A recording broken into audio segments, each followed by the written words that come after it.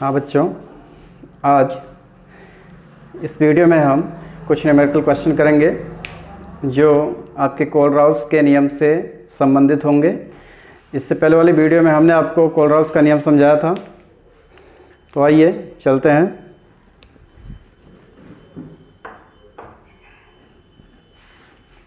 Question है कि HCl और CH3COONA सोडियम एसीटेट और NaCl नमक की अनंत मोलर चालकता का मान आपको दिया गया है, ठीक है। और इनकी हेल्प से आपको अनंत तनुता पर एसिटिक एसिड की अनंत मोलर चालकता ज्ञात करनी है, ठीक है। तो देखो, ये आपका क्या जो HCl है, ये एक प्रबल अम्ल है, ये भी प्रबल है, ये भी आपका प्रबल है। नमक, ठीक है, ये भी आपका एक प्रबल लवण है और ये आपका दुर्बल है। तो कोलराउस नियम में हमने आपको यही समझाया था कि कोलराउस नियम जो है स्पेशली किसके लिए लागू होता है? दुर्बल विद्युत अपघट्य पदार्थों के लिए, ठीक है। तो दुर्बल विद्युत अपघट्य पदार्थों की जब अनंत मोलर चालकता आपको ज्ञात करनी होती है तो उसे हम कोलराउस के नियम से ज्ञात कर सकते हैं आसानी से। तो यहाँ देखें, हमको इन तीनों की मोलर चालकता आपको दी गई है, ठीक है। HCl की मोलर चालकता आपको दिया गया है 426.1, सोडियम एसीटेट है 91.0 और NaCl का है 126.45। तो इनकी हेल्प से हमें निकालना क्या है? Acetic acid. तो एक चीज़ का ध्यान देना, ये जो मैंने लिखा है, ठीक है, किस तरीके से आया है आप इसको ध्यान में रखें। देखो, जैसे CH3OOH जब ये आयंस के रूप में टूटता है तो एसीटेट आयन बनाता है और H+ आयन बनाता है। तो हमें ये देखना होगा कि ये एसीटेट आयन और H+ आयन कहाँ पर है, ठीक है। तो हम अगर यहाँ पर गौर से देखें HCl में आपको H+ मिल जाएगा। जब ये आयंस के रूप में टूटेगा तो ये H+ बनाएगा और Cl- बनाएगा, ठीक है। एसीटेट आयन जब ये सोडियम एसीटेट आयंस के रूप में टूटेगा तो ये एसीटेट मिल जाएगा यहाँ से और Na+ मिलेगा। कहने का मतलब है कि ये जो एसीटेट आयन है और H+ आयन है, इन दोनों में प्रेजेंट है, ठीक है, HCl में और इसमें। तो इन दोनों को जोड़ दो और जो तीसरा दिया है उसको आप माइनस कर दो यहाँ से, ठीक है। क्योंकि जब सभी को आयंस में तोड़ेंगे तो Na+ भी कट जाएगा, Na+ इस Na+ से कटेगा, Cl- इस Cl- से कटेगा, बचेगा H+ और CH3COO- जो कि किसके बराबर है? CH3COOH के बराबर है। बस यही का आपको करना है। अब देखें, मान रखिए इसमें HCl की वैल्यू कितनी है? HCl का जो अनंत मोलर चालकता है 426.1 प्लस सोडियम एसीटेट का 91.0 माइनस ये आपका 126.45। आप इसको ऐड कर लेंगे, ये 1 का 1 हो जाएगा, 6, 1, 7, 11 और ये 5 माइनस 126.45। तो 10 में से 5 घटेगा, 5 आ जाएगा। यहाँ बचा आपका 0, 10 में से 6, 10 में से 4, 6.6 बचा, 6 में से 6, 0 और यहाँ 11, 11 में से 2, 9 और ये आपका 4 में से 1, 3। इतना ohm inverse centimetre square mole inverse, ठीक है। तो ये आपका आंसर यहाँ से आ जाएगा।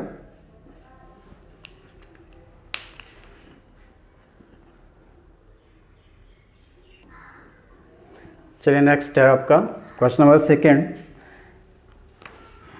सोडियम हाइड्रोक्साइड NaOH, NaCl और BaCl2, ठीक है, इन तीनों की अनंत तनुता पर मोलर चालकता आपको दी गई है क्रमशः, ठीक है, पावर के रूप में है। और बेरियम हाइड्रोक्साइड बेरियम हाइड्रोक्साइड के लिए लैम्डा एम इनफाइनाइट आपको कैलकुलेट करना है, ठीक है। तो यहाँ पर कैसे क्या होगा इसको देखिए। सबसे पहले हमने इन तीनों का अनंत मोलर चालकता लिख लिया जो कि क्वेश्चन में दिया है। अब देखो आपको फाइंड क्या करना है, लैम्डा एम इनफाइनाइट क्या BaOH का होल ट्वाइस, ये आपको कैलकुलेट करना है। बेरियम हाइड्रोक्साइड की अनंत मोलर चालकता आपको निकालनी है। तो मैं आपको शॉर्ट ट्रिक बता रहा हूँ, इससे पहले भी जो मैंने आपको समझाया था, ठीक है, उसी हिसाब से। तो देखो सबसे पहले हमें करना क्या है, बेरियम है और हाइड्रोक्साइड है Ba और OH। अगर गौर से देखो तो Ba और OH कहाँ कहाँ आपका आ रहा है, एक तो इसमें आ रहा है और OH आपका इसमें आ रहा है, ठीक है, इस वाले में पहले में और तीसरे में आ रहा है, दूसरे में नहीं है आपका। तो हम क्या करेंगे, इन दोनों को पहले ऐड कर देंगे जैसे इससे पहले हमने किया था। Lambda M infinite NaOH plus lambda M infinite BaCl2, ठीक है। इन दोनों को आपने ऐड कर लिया और उसके बाद जो थर्ड वाला है उसको आप क्या करेंगे, उसको आप माइनस कर देंगे, लैम्डा एम इनफाइनाइट NaCl। तो ध्यान से समझा हम क्या कहना चाह रहे हैं आप लोगों से। सबसे पहले हमें किसका निकालना है, बेरियम हाइड्रोक्साइड का निकालना है आपको, अनंत मोलर चालकता इसकी कैलकुलेट करनी है। तो हमें ये देखना होगा कि बेरियम और हाइड्रोक्साइड कहाँ कहाँ पर आ रहा है, ठीक है। तो बेरियम आपका इसमें थर्ड वाले में आ रहा है और हाइड्रोक्साइड आपका फर्स्ट वाले में आ रहा है, इसलिए इन दोनों को हम ऐड कर लेंगे और जो थर्ड वाला है उसको हम यहाँ माइनस कर देंगे। अब देखो, अब यहाँ पर देखें, अब यहाँ पर ऐसा नहीं है कि इन तीनों की अनंत मोलर चालकता रख दो और हल कर लो और आंसर आ जाएगा, वहाँ पर गलत कर जाएंगे आप लोग। तो यहाँ ज़रा ध्यान दीजिए, अगर हम मौखिक रूप से देखें तो ये आयंस के रूप में टूटना चाहिए, आयंस के रूप में टूट करके हल करके केवल ये बचना चाहिए। क्या ऐसा हो रहा है यहाँ पर? अगर हम एक रफ वर्क करके देखें तो देखो Na है तो ये Na प्लस में टूटेगा और OH माइनस में टूटा, ठीक है। बेरियम है तो ये Ba2 प्लस में कन्वर्ट होगा और Cl माइनस में टूटेगा, बट यहाँ दो क्लोरीन है तो दो आप यहाँ पर लिख देंगे, माइनस Na प्लस हो जाएगा और फिर ये माइनस Cl माइनस, ठीक है। हमें मिलना क्या है, BaOH का होल ट्वाइस। तो अगर BaOH का होल ट्वाइस की बात करते हैं तो जब ये टूटेगा तो बनाएगा Ba2 प्लस प्लस 2OH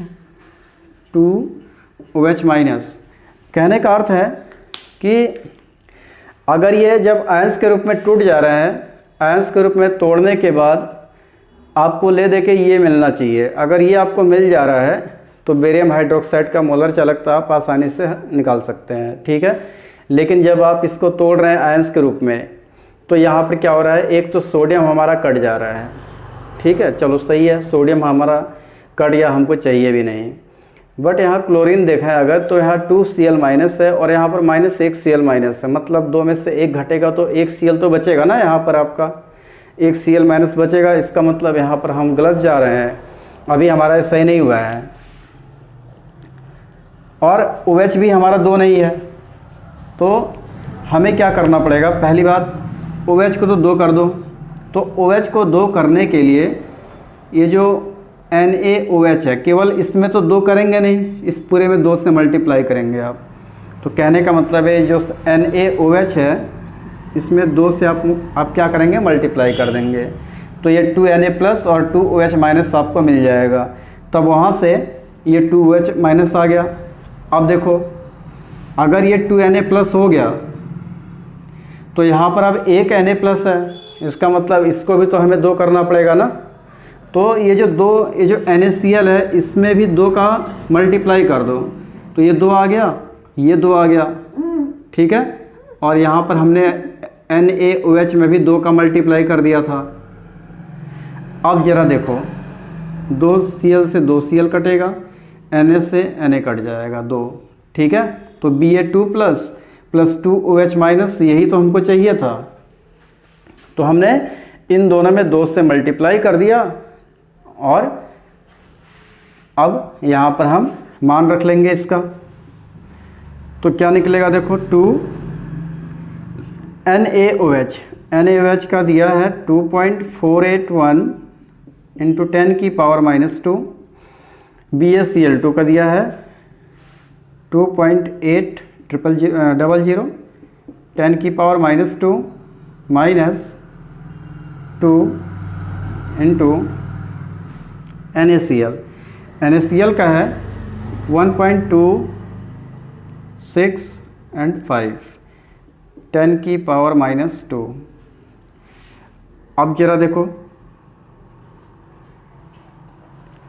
10 की पावर -2 सब में कॉमन ले लो आप, 10 की पावर -2 कॉमन ले लेंगे और यहाँ 2 से मल्टीप्लाई कर दो, 2 एकम 2, 2 अठे 16, हासिल 1, 2 चको 8, 1 9 और 2 दूनी 4, 4.962 प्लस ये आपका बाहर चले गया तो 2.8000 माइनस ये बाहर आ गया, 2 से मल्टीप्लाई करेंगे, 2 पंचे 10 और 2 छके 12 और 1 13 का 3, हासिल 1, 2 दूनी 4 और 1 5, 2 एकम 2, ठीक है। अब आप इन दोनों को ऐड कर लेंगे तो 2 आ गया, 6 आ गया और 8 और 9 17 का 7, हासिल 1, 4 2 6, 6 1 7 माइनस 2.530 और इसको मैं लास्ट में लिख दे रहा हूँ 10 की पावर -2।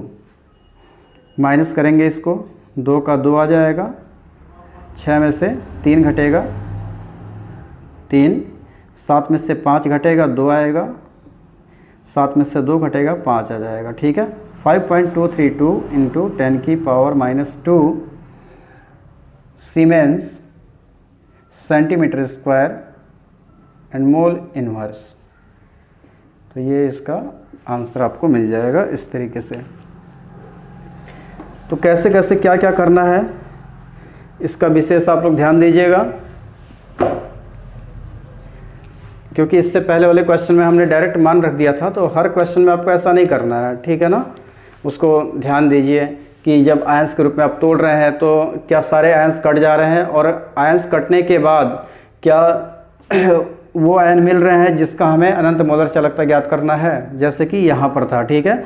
तो यहाँ पर हमें ऐसा नहीं मिल रहा था, इसलिए हमने इन दोनों में 2 से मल्टीप्लाई कर दिया और मल्टीप्लाई करने पर आयंस के रूप में टूटा तो Ba2 प्लस और 2OH माइनस आपको मिला, बेरियम हाइड्रोक्साइड। तो आसान है, मान रख करके हल कर सकते हैं। तो ये न्यूमेरिकल्स एग्जाम में अक्सर पूछे जाते हैं, तो इन्हें आप लोग ध्यान में रखिएगा इसको।